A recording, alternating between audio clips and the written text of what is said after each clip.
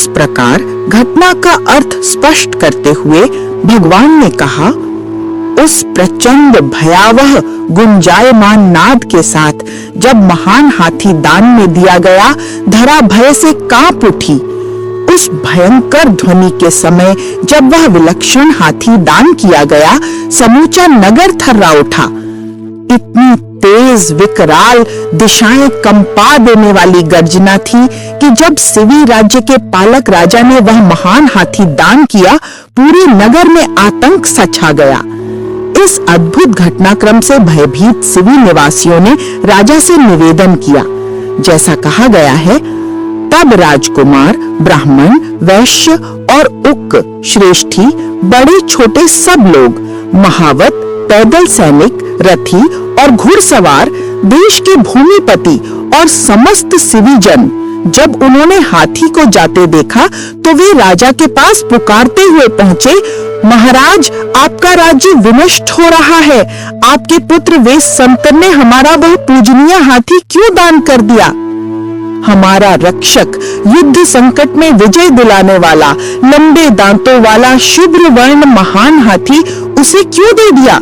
वह हाथी जो युद्ध में सदैव उत्तम स्थान चुनता था, मणियों से अलंकृत, राजध्वज से युक्त, शत्रु दल को रौंद डालने वाला, कैलाश पर्वत की बर्फ की सी शुभ्रता वाला, राजसी आभूषणों से सुशोभित, श्वेत छत्रधारी, राजा की योग्य सवारी, चिकित्सक और महावत सहित इतना मूल्यवान हाथी उसने क्यों दे दिया? उन्होंने पुनः कहा, जो जन अन्न, जल, वस्त्र, अग्नि और सेवक प्रदान करता है, वह दान उचित है, वह ब्राह्मणों के योग्य है।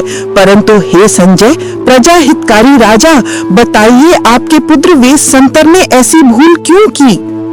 यदि आप सिवी जन की आज्ञा न मानेंगे तो जन समुदाय स्वयं आप और आपके पुत्र के विरुद्ध कदम उठाएगा। यह सुनकर राजा को संदेह हुआ कि ये लोग वेश संतर को मारना चाहते हैं। अतः उसने कहा, चाहे मेरा देश न रहे, राज्य न रहे, पर मैं अपने निर्दोष पुत्र को देश से निष्कासित न करूंगा। मैं जनता की कठोर मांग नहीं मानूंगा। वह मेरा सच्चा जन्मजात पुत्र है। उसे क्षति पहुंचाना, तलवार उठाना, यह सब मुझे शोभा नहीं देता। यह महान हानि का कारण होगा। सिवी जन ने कहा, न दंड चाहिए, न तलवार, न कारावास। केवल इतना कीजिए कि उसे राज्य से बाहर भेज दीजिए, वंक पर्वत पर रहने के लिए। राजा ने कहा, जनता की इच्छा यही है और मैं इसके विरुद्ध नहीं जाऊंगा, परंतु उसे एक सुखद रात्रि रहने दीजिए।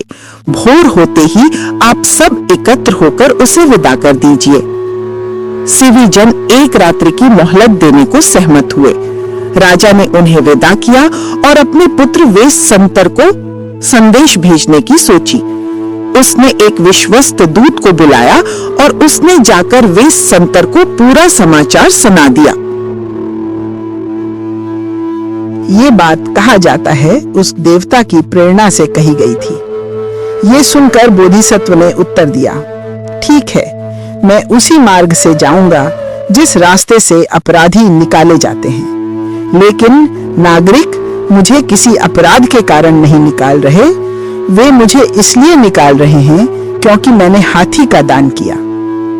ऐसी स्थिति में मेरा मन है कि मैं 700 सहस्त्र दान, 700 का महान दान दे दूं। इसके लिए मैं नागरिकों से एक दिन का अवकाश मांगता हूं। कल मैं ये दान पूरा करूंगा और परसों नगर छोड़ दूंगा। अतः मैं उसी पथ से जाऊंगा जिस पथ पर अपराधी चलते हैं, पर पहले मुझे एक रात और एक दिन दो ताकि मैं अपना दान पूरा कर सकूं। दूत ने कहा, बहुत अच्छा, मैं ये सब नागरिकों से कह दूंगा। और वह तुरंत चला गया। दूत के जाने के बाद महाबोधिसत्व ने एक सेनापति को बुलाकर कहा, कल मैं सप्तशताधिक दान करने वाला हूं। तुम 700 हाथियों की व्यवस्था करो और उतने ही घोड़े, उतने ही रथ, 700 दासियां, 700 दास, गायें, भोजन, पेय, यहाँ तक कि मदिरा भी, जो कुछ दान देने योग्य है, सबकी तैयारी करो। महान दान की सारी व्यवस्था करके बोधिसत्व ने सभासदों को विदा किया और अकेले महारानी मद्दी के भवन की ओर चले। वहां लाज सिंहासन पर बैठकर उन्होंने उससे कहा, जो कुछ मैंने कभी तुम्हें दिया, धान, वस्त्र, आभूषण, सोना, रत्न, धन और तुम्हारा सारे पिता का दहेज, इन सब को किसी सुरक्षित स्थान में छिपा दो। मद्दी व सुंदर राजकुमारी बोली, मेरे स्वामी, इन्हें कहाँ छिपाऊं? कृपया मुझे वो स्थान बताइए। बोधिसत्व ने कहा, भद्रे, इन्हें उचित प्रकार से सत पात्रों में दान कर दो। दान करने से अधिक सुरक्षित स्थान और कोई नहीं।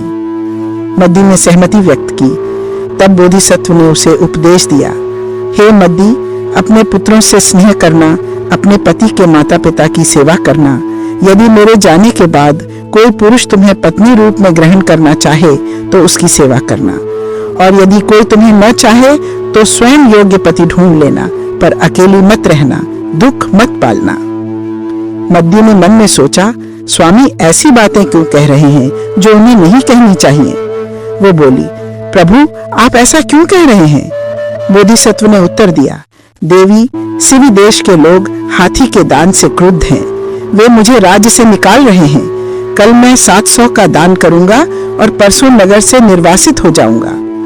तब उन्होंने आगे कहा, कल मैं उस भयानक वन में जाऊंगा जहां हिंसक पशु रहते हैं। वहां मैं जीवित रह पाऊंगा या नहीं, कौन जानता है। ये सुनकर मद्दी राजकुमारी बोली, ऐसी बात मत कहिए, ये अपवचन है। मेरे प्रभु, ऐसा वचन कहने का साहस मत कीजिए। ये उचित नहीं कि आप अकेले जाएं। आप जहां भी जाएंगे वहां मैं आपके साथ रहूंगी। मुझे चुनने दो, या तो मैं आपके साथ रहकर जीवित रहूं या आपसे अलग होकर मर जाऊं। यदि विकल्प दिया जाए तो आपके बिना जीवित रहना मुझे मृत्यु से भी कठोर लगता है। यदि अग्नि की सबसे प्रचंड ज्वाला प्रज्वलित कर दी जाए तो मैं उसमें कूदकर प्राण दे दूंगी, पर आपसे दूर होकर जीवित नहीं रहूंगी। जैसे हाथी के पीछे पीछे उसकी हथनी रहती है, पहाड़ पार करती हुई, जंगल पार करती हुई, उबड़ खाबड़ रास्तों पर, वैसे ही मैं अपने दोनों पुत्रों को साथ लेकर आपका अनुसरण करूंगी, और मैं आपका बोझ नहीं बनूंगी, न भोजन में न रास्ते में।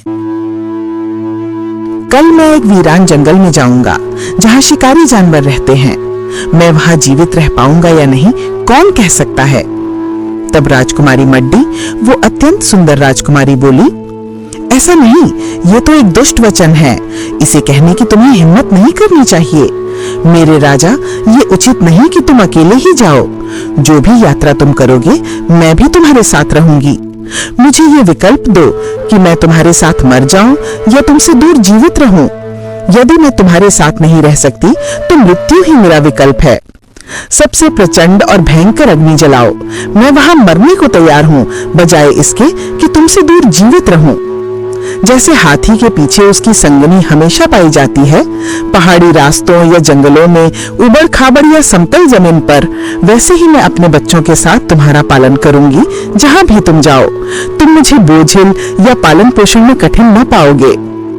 इन शब्दों के साथ उसने हिमालय के क्षेत्र की प्रशंसा करना शुरू कर दिया, जैसे कि वो वहां निवास कर रही हो। जब तुम अपने प्यारे बच्चों को देखोगे और उनकी बातें सुनोगे, हरी भरी वन भूमि में तुम भूल जाओगे कि कभी तुम राजा थे। जब तुम अपने प्यारे बच्चों को खेलते देखोगे और उनकी बातें सुनोगे, हमारे सुंदर घर में तुम भूल जाओगे कि कभी तुम राजा थे। जब तुम अपने बच्चों को फूल लेकर आते देखोगे, हमारे सुंदर घर में तुम भूल जाओगे कि कभी तुम राजा थे। जब तुम नाचते हुए बच्चों को देखोगे और फूलों की माला लाते देखोगे, हमारे सुंदर घर में तुम भूल जाओगे कि कभी तुम राजा थे। जब तुम 60 वर्षीय हाथी को उसके अनुयायियों के साथ देखोगे जंगल में भटकते हुए, तुम भूल जाओगे कि कभी तुम राजा थे। जब तुम हाथी को उसके समूह के साथ देखोगे और उसकी तुरही ही सुनोगे, तुम भूल जाओगे कि कभी तुम राजा थे।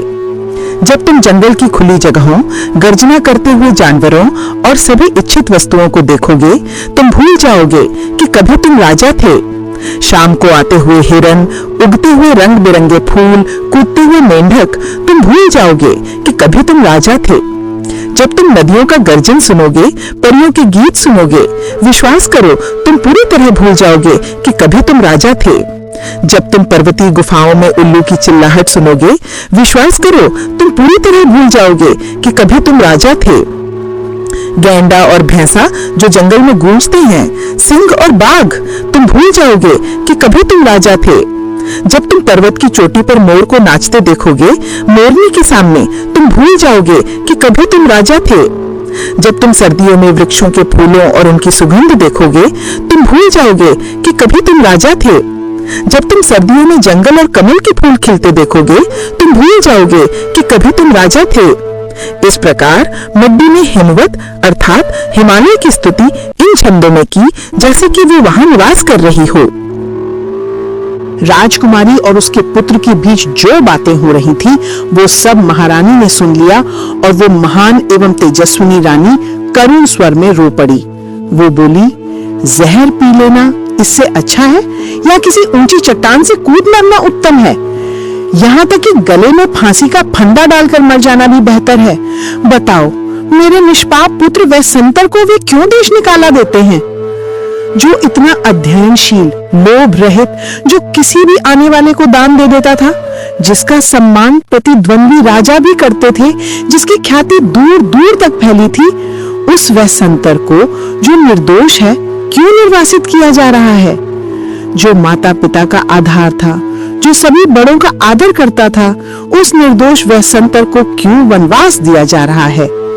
राजा रानी का प्रिय था, सब रिश्तेदार उसे चाहते थे, मित्र उससे स्नेह रखते थे, राज्य के लोग भी उसे आदर करते थे, फिर भी उस निष्पाप पुत्र को क्यों वन भेजा जा रहा है? वैश्यंतर, तुम सीधे जंगल में जाओ और मैं तुम्हारी आंख पर बांधने के लिए तुम्हारे मधुर वचनों को सुन रही हूँ। वैश्यंतर, तुम्हारे लिए नए छाल वस्त्र कहाँ हैं? क्या तुम्हारे लिए 2 जंगली छाल वस्त्र रखे गए हैं?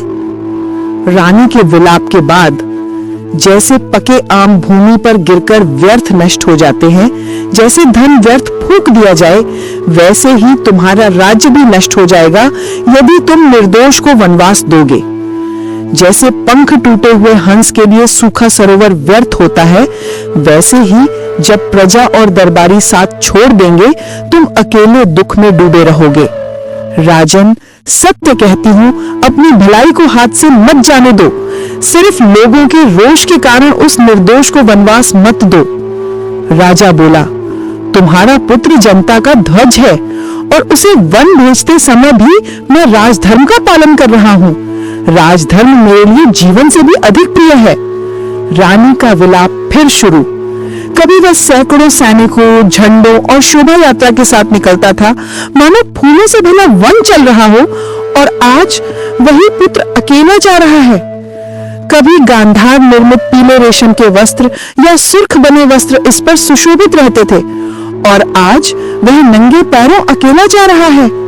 कभी रथों, पालकियों और हाथियों से उसका मार्ग सजता था, आज राजा वैश्यंतर पैदल चलने को विवश है।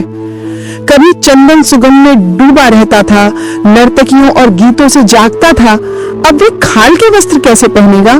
कुल्हाड़ी, मिट्टी का घड़ा और पिंडों का भार कैसे उठाएगा? वे उसे पीतांबर क्यों नहीं देते? क्यों नहीं उसे छाल वस्त्र पहनाते, ताकि वह विशाल वन में जाने योग्य बने? निर्वासित राजा छाल वस्त्र कैसे धारण करेगा? और सुंदरी मद्दी, वह इन कठोर वस्त्रों का कष्ट कैसे सहेगी? मद्दी, जो कभी काशी के महीन वस्त्र और उत्तम लिनन पहनती थी, वह छाल और घास के वस्त्र कैसे सहेगी?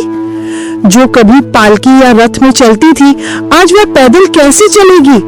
जिसके हाथ पांव इतने कोमल थे, वह डरते कांपते घने जंगल में कैसे प्रवेश करेगी?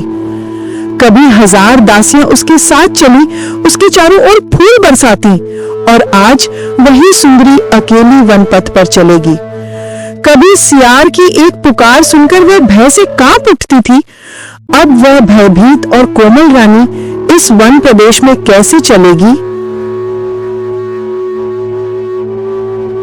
जो देवी वंश में जन्मी हुई राजकुमारी, जिसे किसी उल्लू की रात्रि चेतावनी सुनकर भी डर के मारे तन मन कांप उठता था, वो इतनी कोमल और भयभीत सुंदरी अब उस गहन वन में कैसे चल पाएगी? जैसे कोई पक्षी अपने घोंसले को शून्य और बच्चों को नष्ट हुआ देख दुख से व्याकुल हो उठता है, वैसे ही जब मैं अपने पुत्र का खाली स्थान देखूंगी तो मेरा हृदय दीर्घ काल तक जलता रहेगा। जैसे वो पक्षी क्षीण और पीला पड़ जाता है, वैसे ही मैं भी दुख के बोझ से धीरे धीरे पीली और कृश हो जाऊंगी यदि अपने प्रिय पुत्र को फिर कभी ना देख सकी। और यदि वो लौट कर ना आया तो मैं तो पागल सी इधर उधर भागती फिरूंगी। जैसे कोई गरुड़ अपने खाली पड़े घोंसले को और नष्ट शावकों को देखकर दीर्घ पीड़ा में डूब जाता है, वैसे ही मेरा हृदय भी दुख से भर जाएगा। उस गरुड़ की भांति मैं भी दुख से क्षीण और पीली पड़ जाऊंगी यदि अपने पुत्र का दर्शन फिर न हो सका। और यदि वो लौट कर ना आया तो मैं भी उन व्याकुल हंसों सी भटकी हुई शोकातुर हो जाऊंगी। और यदि आप मेरे निष्पाप पुत्र को राज्य से बाहर निकाल देंगे तो इतने विलाप के बाद भी मेरा जीवन तो मानो समाप्त ही हो जाएगा। रानी का गहन विलाप सुनते ही सभी राजमाता राजमहिलाएं बाहें फैलाकर उसके शोक में सम्मिलित हो गईं। राजकुमार के महल में स्त्रियां और बच्चे इस प्रकार भूमि पर पड़े रो रहे थे मानो आंधी ने वृक्षों को धराशायी कर दिया हो। अगली भोर जब सूर्य उदित हुआ तब राजा वैसंतर ने अपना महान दान कार्य आरंभ किया। उन्होंने कहा, जो भूखे हैं उन्हें भोजन दो, जो प्यासे हैं उन्हें पेय दो, जिन्हें वस्त्र चाहिए उन्हें वस्त्र दो, हर किसी की चाह पूरी हो, कोई भी याचक खाली हाथ न लौटे, सबका सम्मान करो और किसी को निराश न होने दो। ये सुनकर लोग बड़े उल्लास और हर्ष के साथ दूर दूर से इतनी बड़ी संख्या में आ गए कि राजमहल के प्रांगण भर उठे। जब उन लोगों ने निर्दोष राजा वैसंतर को वनवास के लिए भेजने का निर्णय किया तो ये ऐसा था मानो किसी महान फलदार वृक्ष को काट कर गिरा दिया गया हो। और जब राजा जाने लगे तो नगर और राजमहल की स्त्रियां बाहें फैलाकर रोती चिल्लाती उनके पीछे दौड़ पड़ी। उन्होंने 700 हाथी दान में दिए। सबके सब सुनहरी जंजीरों और भूषणों से सुशोभित महावत अपने अंकुश लिए तैयार खड़े थे। और फिर भी वो राजा वैसंतर वनवास को भेजे जा रहे हैं। 700 घोड़े सिंधु के शीघ्रगामी सजे समरे योद्धाओं के साथ सब दान कर दिए और फिर भी उन्हें राज्य से बाहर भेजा जा रहा है। 700 विशाल रथ ध्वजाओं से सुसज्जित, बाघ चमड़ और हथियारों से युक्त उन्होंने सब दे दिए, फिर भी राजा को वर्जित भूमि की ओर भेजा जा रहा है। 700 स्त्रियां जो रथों पर खड़ी थी, स्वर्ण आभूषणों से अलंकृत, मंद मुस्कान, कोमल कटी और नयनाभिराम आकृति, सब उन्हें दान में दी गईं। और फिर भी वैसंतरों को देश निकाला मिला। 700 गायें जिनके साथ रजत पात्र थे, सब दान कर दी गईं। और फिर भी राजा को वनवास। 700 दास और 700 दासियां सभी को दान में दे दिया गया। और इसके बाद भी राजा को राज्य से बाहर किया जा रहा है। रथ, घोड़े, स्त्रियां, हाथी सब कुछ दान कर देने के बाद भी देखो, यही वो क्षण है जब राजा वैसंतर को राज्य से निष्कासित किया जा रहा है। ये दृश्य इतना भयानक था कि शरीर के रोम खड़े हो जाएं। अब एक देवता ने यह समाचार संपूर्ण भारत के राजाओं को पहुंचा दिया कि वैसंतर उच्च कुल की कन्याओं आदि के महान दान दे रहे हैं। तब दिव्य सामर्थ्य से क्षत्रिय राजा अपने अपने रथों पर आए और जिन उच्च कुल वधुओं आदि का दाम उन्हें मिला उन्हें ले जाकर लौट गए। इस प्रकार क्षत्रिय, ब्राह्मण, वैश्यों से लेकर शूद्रों तक सभी उनके हाथों से दान लेकर लौटे। सांझ ढलने तक वे दान देते ही रहे, फिर निवास पर लौटे ताकि माता पिता को प्रणाम कर उस रात ही प्रस्थान कर सकें। वह अत्यंत सुंदर रथ पर सवार होकर अपने माता पिता के महल की ओर चले। मद्दी भी उनके साथ गई ताकि वो भी माता पिता से विदा ले सके। महापुरुष यानी वैसंतर ने आगे बढ़कर अपने पिता को प्रणाम किया और आगमन का उद्देश्य बताया। अब बुद्ध ने प्रसंग स्पष्ट करने हेतु उपदेश कहा। धर्म प्रिय राजा संजय को मेरा नमस्कार कहो। उसे यह भी बताओ कि जब वह मुझे वनवास देता है तब मैं वंक पर्वत की ओर जा रहा हूँ। भविष्य में जो भी प्राणी होंगे यदि उनकी इच्छाएं अधूरी रह जाएं, तो वे यमलोक का मार्ग पकड़ेंगे, क्योंकि मैंने अपने लोगों पर एक दोष किया है, अपने हाथों से अत्यधिक दान देकर।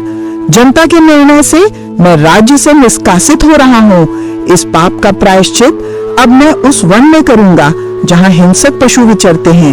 यदि आप कीचड़ में रहना चाहें, तब भी मैं तो भलाई करता ही रहूंगा। ये 4 गाथाएं वेशंतर ने पिता से कही। फिर माता की ओर मुड़कर कहा, माता, मैं आपसे विदा लेने आया हूँ, क्योंकि मैं वनवासित हूँ। मैंने अपने लोगों पर जो अपराध किया दान देकर, उस कारण जनता ने निर्णय किया कि मुझे राज्य छोड़ना होगा, और अब मैं उस वन में प्रायश्चित करूंगा जहाँ हिंसक पशु विचरते हैं। यदि आप सांसारिक सुख में रहना चाहें, तब भी मैं तो धर्म का ही मार्ग चुनूंगा। उसकी माता फुस्ती ने कहा, पुत्र, मैं तुम्हें जाने की आज्ञा देती हूँ और अपना आशीर्वाद भी, परंतु मद्दी और बच्चों को यहीं छोड़ दो, क्योंकि वह वन का कठोर जीवन नहीं सह पाएगी। उसका शरीर कोमल है, कटी सुंदर है, उसे क्यों साथ ले जाते हो? वेशंतर बोले, माँ, मैं तो किसी दासी को भी उसकी इच्छा के विरुद्ध न ले जाता। यदि मद्दी चाहे तो वह मेरे साथ चले, यदि न चाहे तो वह यहीं रहे। अब राजा संजय स्वयं मद्दी को समझाने लगे। बुद्ध ने समझाया। राजा बोले, पुत्रवधू, तुम्हारी चंदन सुगंधित अंग धूल मिट्टी कैसे सह पाएंगे? रजाईदार काशी वस्त्र के स्थान पर कठोर वृक्ष तंतु के वस्त्र क्यों पहनोगी? वन जीवन बड़ा कठोर है, मत जाओ। तब मद्दी, जो तेजस्विनी और सुंदर थी, बोली, यदि वेशंतर के बिना जीना पड़े तो मैं किसी सौभाग्य की भी इच्छा नहीं करती। राजा ने फिर कहा, मद्दी, सुनो, वन के कष्ट कितने भयानक हैं। वहां असंख्य मच्छर, मक्खियां, भृंग, मधुमक्खियां दंश देकर रोग उत्पन्न करते हैं। नदियों के किनारे पर रहने वाला अजगर, जो विषहीन है पर अत्यंत बलवान है, मनुष्य या पशु पास आए तो लिपटकर बांध लेता है। वह बड़े बड़े भालू हैं, काले घने बालों वाले, जो वृक्षों पर चढ़कर भी मनुष्य को पकड़ लेते हैं। सुतुंबरा नदी के पास भयंकर जंगली भैंसे विचरते हैं, जो अपने विशाल सींगों से घोर आघात कर सकते हैं। वहां विचरते हुए विशाल पशु समूहों को देखकर तुम उस गाय की तरह व्याकुल हो जाओगी जो अपने बछड़े को खोजती फिरती है। वन में बंदरों की भीड़, उनका विचित्र रूप तुम्हें भयभीत कर देगा। एक समय तो गीदड़ की आवाज से भी तुम कांपती थी, अब वंक पर्वत पर क्या करोगी? दोपहर के समय भी जब पक्षी मौन हो जाते हैं, वन गर्जना करता रहता है। क्यों जाना चाहती हो वहां? अब मद्दी ने उत्तर दिया अडिग निश्चय से, इन सारे भयानक कष्टों को मैं स्वेच्छा से स्वीकार करती हूँ। मैं दृढ़ निश्चय से जा रही हूँ। पहाड़ और जंगल के घास पात, सरकंडों के झुंड, सबके बीच से अपने ही शरीर से रास्ता बनाती चलूंगी। कभी शिकायत नहीं करूंगी। पति धर्म निभाने वाली स्त्री जो कुछ करना पड़े सब करती है। गोबर उठाना पड़े, उपवास करना पड़े, सब स्वीकार है। अग्नि की रक्षा, जल को साफ करना सभी प्रिय कर्तव्य हैं, परंतु विधवापन सबसे भयानक है। महाराज, मैं अवश्य जाऊंगी। विधवा को तो नीच से नीच लोग भी सताते हैं, उसे बचा हुआ भोजन मिलता है। यह अवस्था अत्यंत दुखद है। इससे अच्छा मैं अपने पति के साथ चलूं। विधवा को लोग धक्का देते हैं, बाल पकड़कर घसीटते हैं और लोग बस देखते रहते हैं। अत्यंत दुखद है विधवापन। विधवा के पुत्रों को भी लोग अपमानित करते हैं, मानो कौवे किसी उल्लू को नोच रहे हों। अत्यंत संपन्न परिवार में भी विधवा को अपमान सुनना पड़ता है। जिस नदी में जल नहीं वह उजड़ी है। जैसे राजा रहित राज्य, वैसे ही पति रहित स्त्री भी उजड़ जाती है। रथ को ध्वज पहचानता है, अग्नि को धुआं पहचानता है, राज्य को राजा और स्त्री को उसका पति। बिना पति एक रिक्त जीवन। जो स्त्री पति के सुख दुख में सहभागी बनती है, देवता भी उसका स्तुतिगान करते हैं। मैं अपने पति का अनुसरण करूंगी, पीला चीर पहनकर तपस्विनी बन जाऊंगी। संसार की रानी बनने पर भी मैं अपने पति को नहीं छोड़ूंगी। वे स्त्रियां हृदयहीन हैं जो पति के दुख में अपने लिए सुख चाहती हैं। जब सीवी देश के धर्मराज वेशसंतर वनवास जा रहे हैं तो मैं भी अवश्य जाऊंगी, क्योंकि वही मेरे आनंद और संतोष का आधार है। तब महान राजा ने तेजस्विनी और सुंदरी मद्दी से ये कहा, हे शुभलक्षणा, अपने दोनों छोटे पुत्रों को यहीं छोड़ दो। वन में वे क्या कर पाएंगे? हम उन्हें यहीं रखकर पूरी देखभाल करेंगे। तब वह उज्ज्वला शील संपन्न राजकुमारी मद्दी राजा से बोली, मेरे जाली और कन्हाजिन मेरे हृदय के अत्यंत प्रिय हैं। वे वन में मेरे साथ रहेंगे, उन्हीं से मेरे दुख का निवारण होगा। अब तक वे उत्तम चावल और स्वादिष्ट पकवान खाते रहे हैं। यदि उन्हें जंगली वृक्षों के फल खाने पड़े तो वे छोटे बच्चे कैसे सह पाएंगे? अब तक वे सुशोभित रजत पात्रों या स्वर्ण पात्रों में भोजन करते थे। यदि अब उन्हें पत्तों पर खाना पड़े तो वे कैसे निभाएंगे? वे अब तक काशी के उत्तम वस्त्रों या महीन मलमल में रहते थे। यदि अब उन्हें तृण या वृक्ष छाल के वस्त्र पहनने पड़े तो वे कैसे सहेंगे? वे अब तक रथों और पालकियों में विहार करते थे। यदि अब उन्हें पैदल चलना पड़े तो वे बच्चे क्या करेंगे? अब तक वे सुदृढ़ छतदार सुरक्षित कक्षों में सोते थे। यदि अब उन्हें वृक्षों की जड़ों के नीचे शयन करना पड़े तो वे कैसे रहेंगे? अब तक वे मुलायम गद्दों, सुंदर कालीनों और कढ़ाईदार बिछौनों पर सोते थे। यदि अब उन्हें तृण शैया पर लेटना पड़े तो वे कैसे जी पाएंगे? अब तक उनके शरीर पर सुगंधित इत्र और द्रव्य छिड़के जाते थे। यदि अब उनका शरीर धूल और मैल से भर जाए तो वे क्या करेंगे? अब तक मोर पंख और यक्ष पूंछ के पंखों से उन्हें हवा की जाती थी। यदि अब उन्हें कीट और मक्खियां काटे तो वे छोटे बच्चे कैसे सहेंगे? जब वे इस प्रकार परस्पर वार्तालाप कर रहे थे तभी भोर हुई और भोर के बाद सूर्य उदित हुआ। महापुरुष व संतर के लिए 4 सिंध घोड़ों वाला सुशोभित रथ लाया गया और राजद्वार पर रोक दिया गया। मद्दी ने अपने सास ससुर के चरणों में प्रणाम किया, अन्य स्त्रियों से विदा ली और अपने दोनों पुत्रों के साथ वे संतर के आगे जाकर रथ में अपना स्थान लिया। भगवान ने यह बात स्पष्ट करते हुए कहा। मद्दी ने राजा से कहा, हे स्वामी, हमारे लिए शोक न कीजिए, न ही चिंतित हों। हम जहां भी जाएंगे ये दोनों बच्चे हमारे साथ रहेंगे। इस प्रकार वह सुंदरी मद्दी राजपथ पर चली और दोनों बच्चे उसके साथ साथ चले। फिर राजा वेशंतर स्वयं ने अपने व्रत का पालन करते हुए अपने माता पिता को प्रणाम किया और उनकी परिक्रमा की। फिर वह तेजस्वी राजा 4 घोड़ों वाले तीव्र रथ में चढ़कर पत्नी और बच्चों सहित वंक पर्वत की दिशा में चल पड़ा और भीड़ के निकट पहुंचकर पुकारा, हे मेरे कुटुंबियों, हम जा रहे हैं, आप सभी पर मंगल हो। महापुरुष ने अपने जनसमूह को दान, पुण्य और सदाचार करने की शिक्षा दी।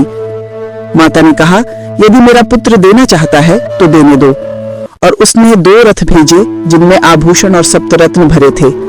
मार्ग में मिले भिक्षुओं, यात्रियों और याचकों को उसने 18 प्रकार के दान दिए, यहाँ तक कि अपने शरीर पर पहने सभी आभूषण भी बांट दिए। जब वे नगर से बाहर निकल आए तब राजकुमार ने पीछे मुड़कर अपने नगर को देखने की इच्छा की। उसी समय उनके मनोभाव के अनुरूप धरती स्वयं उस रथ के आकार के समान फट गई और रथ को घुमाकर नगर की ओर कर दिया ताकि वे अपने माता पिता के निवास स्थान को देख सकें। तभी पृथ्वी हिल उठी और अनेक अद्भुत चमत्कार घटित हुए। इसीलिए कहा गया है, जब नगर सीमा से बाहर आकर उसने एक बार फिर पीछे देखा तो मानो सिमरु पर्वत स्वयं हिल उठा जैसे वटवृक्ष हिलता हो। और पीछे देखते हुए महान बोधिसत्व ने एक गाथा कही ताकि मद्दी भी पीछे मुड़कर उस स्थान को देखे।